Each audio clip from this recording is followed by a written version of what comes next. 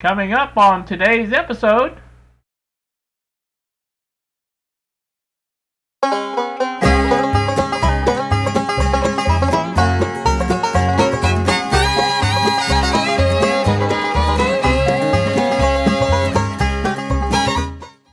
Welcome back to the bench again, YouTube. Here with you on this Sony CFD-510 again. This is the one we are trying to install this little device here into, and I'll see if I can pick it up off the bench. This is the little Bluetooth module slash MP3 player, whatever you want to call it, and that is going to hopefully go in this spot right here. Now, if you guys don't really realize what we're working on here and want to catch up on the series, take a look up here in the upper right hand corner. I'll pop up a link to the last video on this where you see we tried to trace down some noises that we were getting from the in reference to the module, and we determined basically it is this module that's causing the noise. For right now, what we're trying to do is figure out the best way to install this module into this spot. Now, this here is going to create somewhat of a problem. We need this open space here all the way from here to here, and if we don't have that, then we might have a problem. So that's the thing. The challenge right now is to get rid of this. And what that is, I don't know if you noticed it or not, but basically that's the tuning belt, whatever you want to call that. And when this is tuned, it comes down this way. If it's like over this way, it's not gonna cause a problem at all. So I think it will go in there just fine, because you got to keep in mind that's going to be on the front of that, and it's going to stick in a little further. It won't even hit that. Not going to worry about that. We're going to leave that. But this part over here has nothing to do with anything. There's no reason for it to be there. As you can see, that moves all the way across and goes as far as it goes and never even gets close to that. So that is not necessary, and we need it out of our way. So that's what we're going to do, is take it out of our way.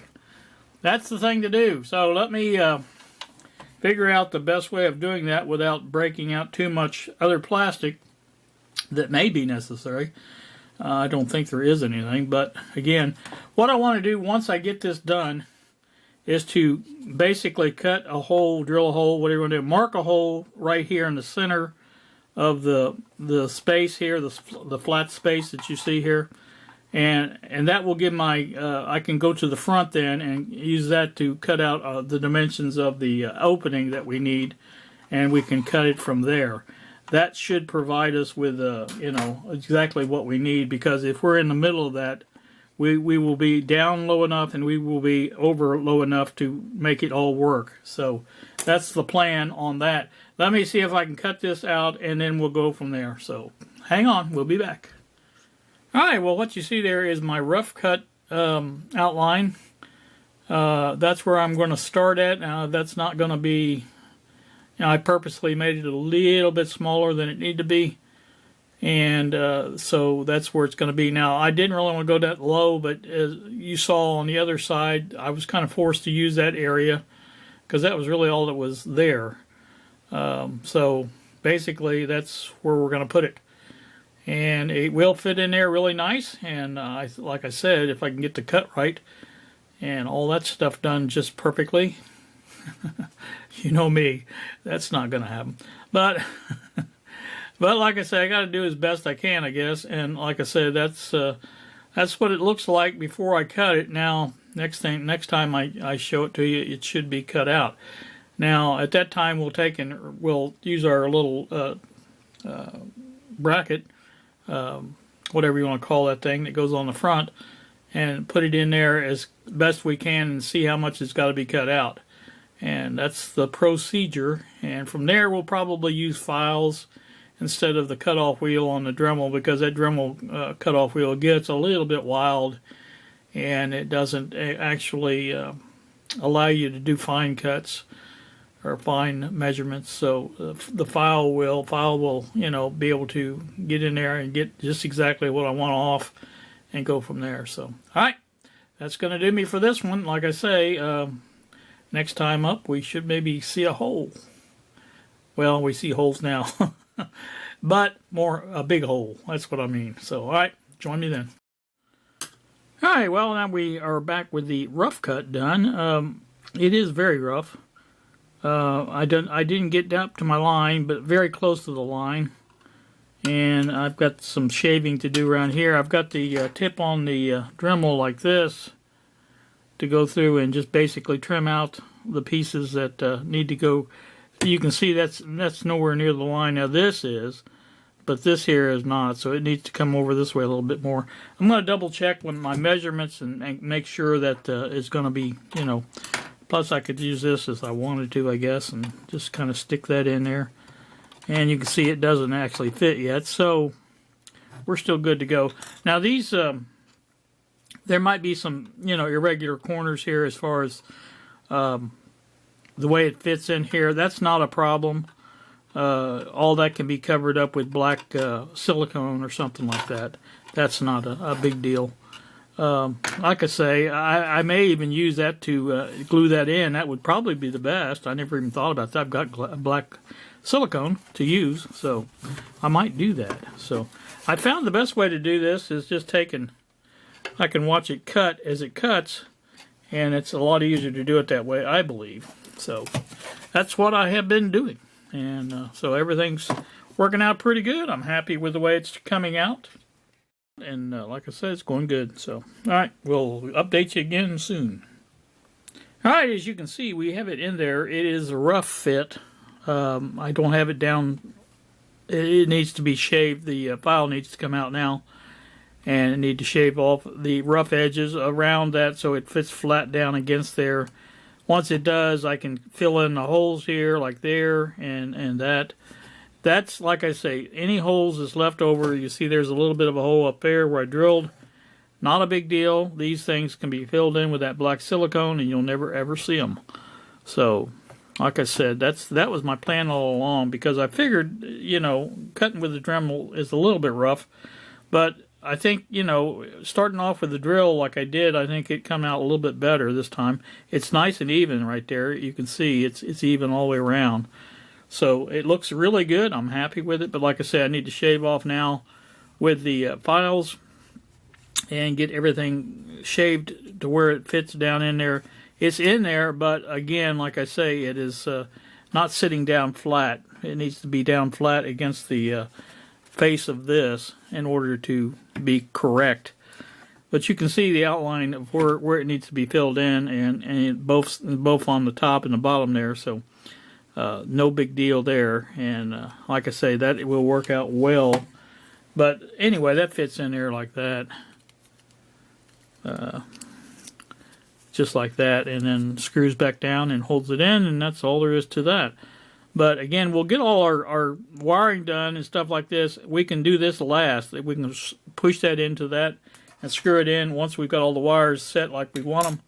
And that's going to be one of our next things, challenges, I guess, to say is. But like I say, these, you can see there's still a lot of the slag, or whatever you want to call that, plastic left on there, and I want to get that off with the files and get that nice and smoothed out, and that way it fits in there good, and that's the whole thing. But like I said, I'm happy with the way it came out. Very happy. It did cut out the letters, the model number, but it's not a big deal. Not a big deal at all. I'm very, very pleased with the way it came out. Get it lined up. Now, it doesn't fit perfect in there. I mean, you have to work out a little bit. Oh, that's not too bad. But you can see, there you go. That's the way she fits in there, and I think that looks good. That actually looks factory. I mean, if you look at it, it pretty much looks factory. Let's get back a little bit from it. Yeah, there you go.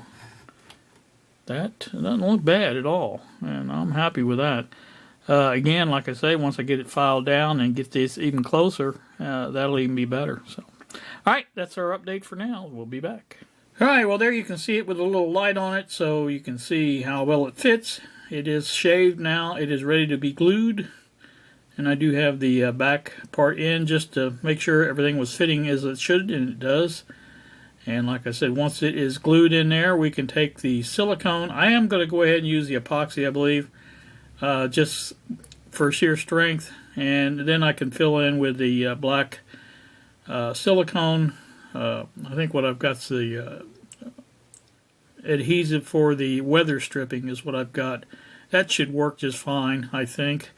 You just don't want to get it all over everything. And like I say, I just want to fill in the back of it there and make sure it's in there. But like I say, first we'll put the epoxy in, let that set up really good.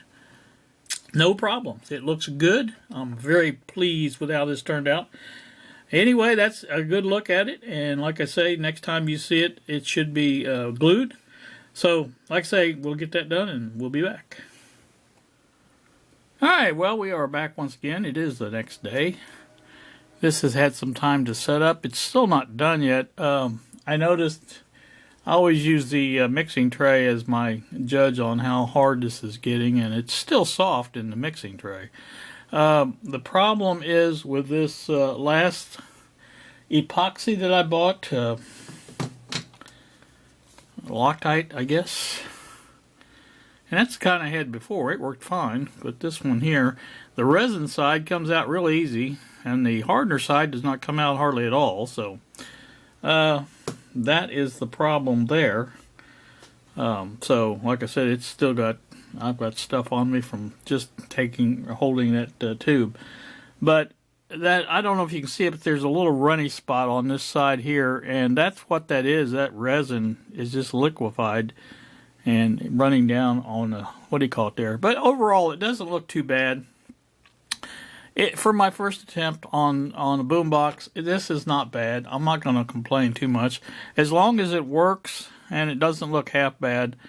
As far as that shininess around there, I can take some flat black of that paint that I've got and just run that around there a little bit, and that should make that look better. I won't say it'll make it look great, but you know, like I said, it doesn't look bad, and I'm very pleased with it. And as long as it works, that's the main thing. And it actually looked better with no glue in there when it was in there first, just snapped in there. So again, like I say, I'm gonna take and try to. I'm gonna let this sit a little longer and see if it maybe will harden. Maybe it's just it takes longer to harden with less hardener, I guess. That makes sense. But so I think we're gonna just take and let it sit. And I may work on some other parts of this. If I do, I'll probably record that as well.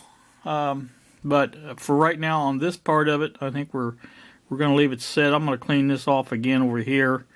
I cleaned it off yesterday with a Q-tip and alcohol, and I may do that again and see if I can't get some of that off there, because that stuff is really sticky. So, like I said, it is not bad. As long as it stays, you know, that's the main thing for this, is making sure that stays in where it's supposed to. And if it does, then I'll be happy about that. So, the paint and the looks of it, we can fix that for sure. Not a big problem there. So, alright, that's going to do me. Alright, well, you can see the beginnings of what I'm doing here. I say the beginnings because this is hard to do. Basically, I've got the ground wrapped around the positive lead. Now, this is not going to stop all RFI, but, you know, at the same time, it will help. And that's my goal here, is to get this a little bit better than it was. As far as that's concerned, I will do the same thing. Obviously, this one here, get this out of the way, is using coax. So it's already got the protection from the RFI. And I will do this all the way down to this area here. So once I, you know, basically get a ground wrapped around all that and everything like that, we'll eliminate any possibility of that getting in there.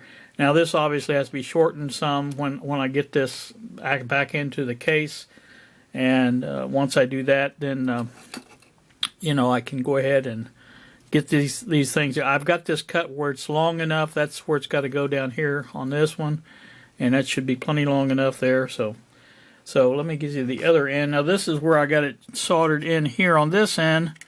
These are two jumpers that go across there. This was a ground jumper, and this is that one that goes to D308. Hi, we are back. And you see the first picture there that I showed the coiling of the wire around the audio part of the cable. And that has been securely soldered on both ends, and it is taped on even one end. And so made sure it wouldn't unravel or anything like that. But it's plugged in, so once it's plugged in, it can't go anywhere anyway. So the other picture shown is the routing that I eventually settled on.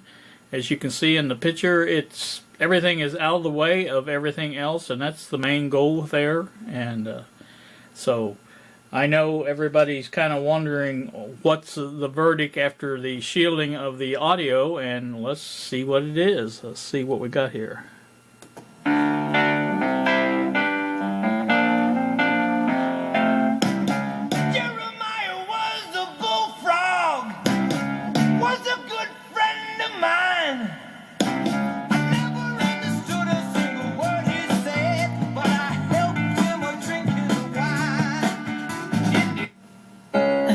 Questions that I need to know. How you could ever hurt me so. I need to know what I've done wrong. So that's our SD card. It seems to be playing pretty good, and there is some hiss to it if you turn it up loud, but it's a high-pitched hiss, and I really don't know if that's just the card or not the card, but the player or what. But let's try our CD now and make sure, because it's on pause over here, and we'll see what we got over here. Turn up just a hair. Hit the play button. You made a fool of me, but them broken dreams have got to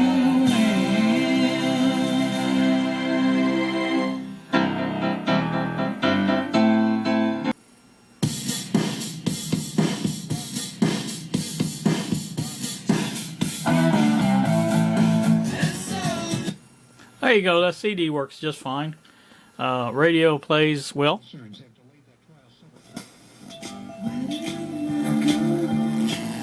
believe that's a hum.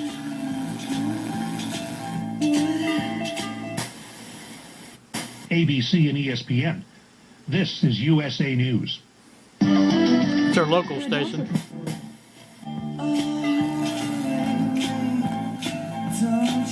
But radio plays just fine, so as you can hear. Now that kind of leaves the Bluetooth. Let's press that a little bit harder. That should be Bluetooth, I think. That's the noisiest thing by far is Bluetooth. Alright, what you are watching now is the Bluetooth, or listening to, whatever. Listening to is the Bluetooth off now I have carefully adjusted the volume levels.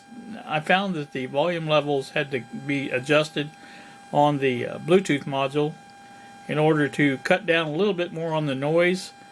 So this is about as good as it gets. So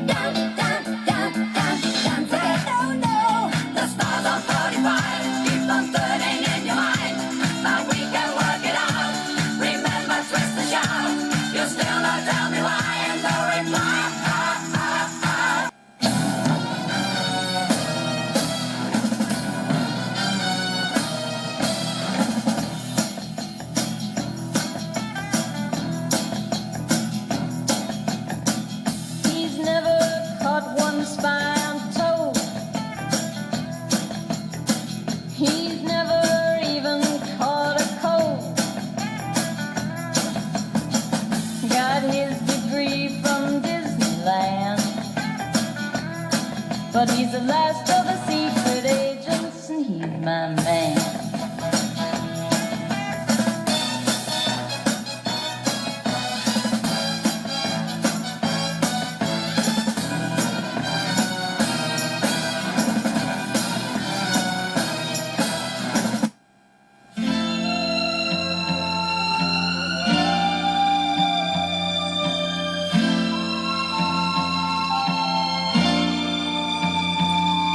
By the time I get to Phoenix, she'll be rising.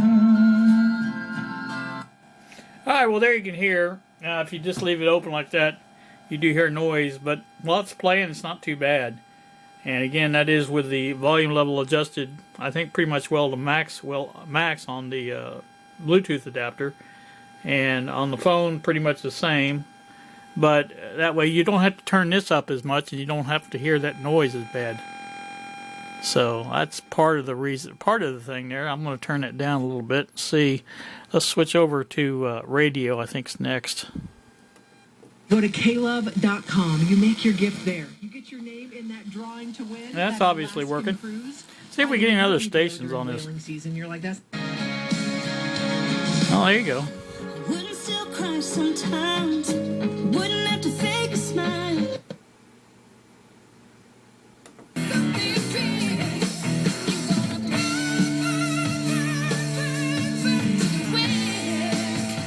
Ooh, barracuda.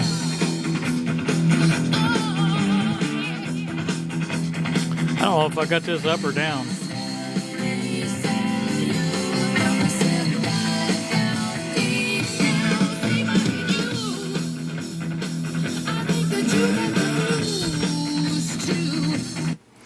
Alright, that should be auxiliary input, and that seems to be okay.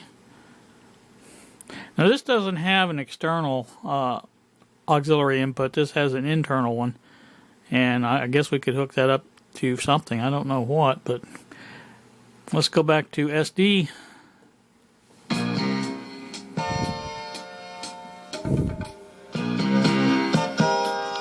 I think that's a pretty good compromise. Like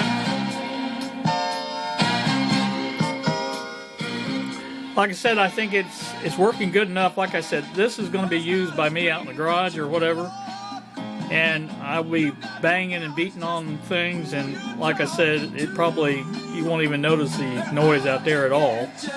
So I'm happy with it. Even if I use it on Bluetooth, it's not that bad, especially with the volume level set. So that had a lot to do with it, but again, it is a noisy unit. I'd prefer to have a different one, but you know, it is what it is. So, all right, let's go back to the other video. All right, well, that's gonna do that for right now. I think that's it. Everything is working. It is working as good as it can work, as I said. In the meantime, also on this, now this will be the last we see of this boombox for a while, because I need to get parts for this, and I really am in no hurry to do that. I did find a couple on eBay, but they're rather pricey, so I'm in no hurry to get that done. I have plenty of cassette players, and probably what I'll do is move on to another jukebox. A jukebox, well, you know, a boombox. How's that? That's close enough.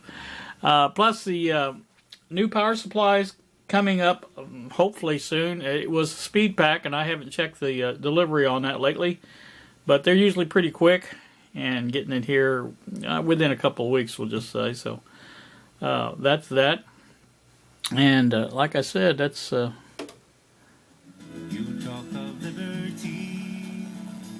that's just the way it goes, and I think we're done, but I'm pleased overall with this. Everything seems to be working. CD started working. That was good. This all works good. Looks good. Again, I haven't got my little flat black paint to get that down a little bit, but that's okay. It looks all right. Unless you look at it at a certain angle and see that shininess, you'll never receive it. So that's good. But I have got one screw in there now to hold it together, just to keep it like it is, and the rest of the screws are over there in the bag. and they'll go back in the battery compartment, and I'll put this up on the shelf somewhere, and we will basically bring it out again maybe when I get the rest of the parts for the tape, and go from there. So alright, that is going to do me on this one. You guys have a great day. Thank you so very much for watching. I do appreciate that, and we will